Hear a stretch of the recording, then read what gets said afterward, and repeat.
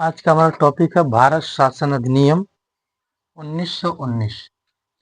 तो देखते हैं इसमें क्या क्या बदलाव हुआ। इसके कुछ प्रमुख प्रावधानों को समझते हैं।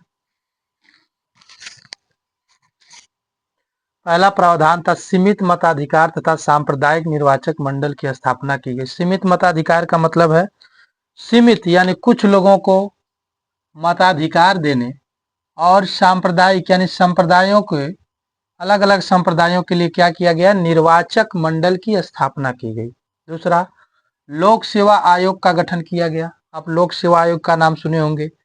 संघ लोक सेवा आयोग, राज्य लोक सेवा आयोग, और अगर 2-3 राज्य मिल करके संघ से सिफारिश करें तो उन 3 राज्यों के लिए, उन 4 राज्यों के लिए भी संयुक्त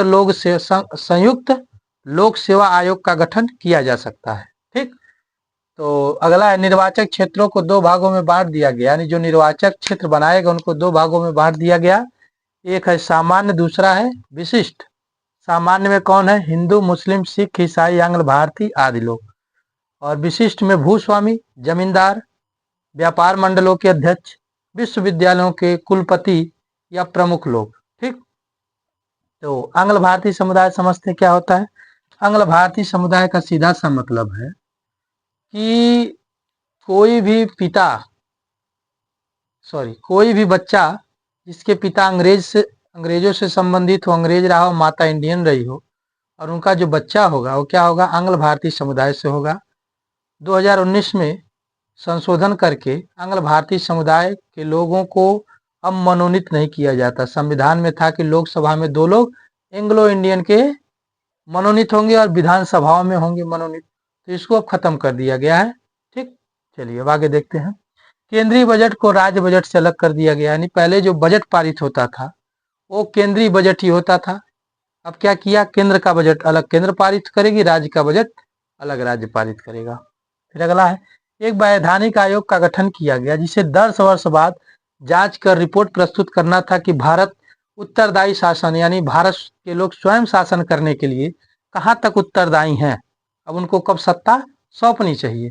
तो इस तरह से 1910 वर्ष पूरा से पहले ही 1927 में ही साइमन कमीशन नाम के आयोग का गठन किया गया, क्योंकि जो उस टाइम ब्रिटेन में सरकार थी कंजर्वेटिव पार्टी की, उसको डर था कि आगामी चुनाव में 1 साल बाद चुनाव होने वाला है, उस चुनाव में लेबर पार्टी, भारतीय समर्थित पार्टी सत्ता में आ जाएगी।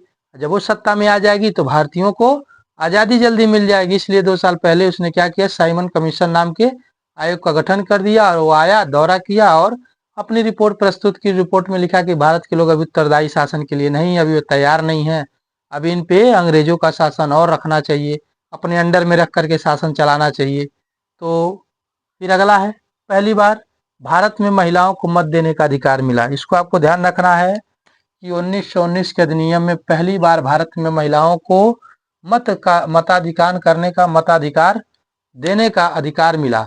संपूर्ण देश की महिलाओं को नहीं, कुछ खास लोगों को ही मिला। फिर धीरे धीरे धीरे अब तो देखिए ना, महिला पुरुष सबको अधिकार मिला है मत देने के लिए। ठीक ना।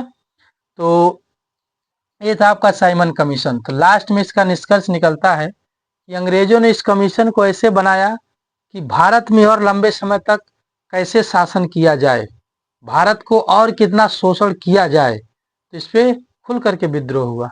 चलिए इसमें बस इतना ही। बहुत बहुत धन्यवाद आपका।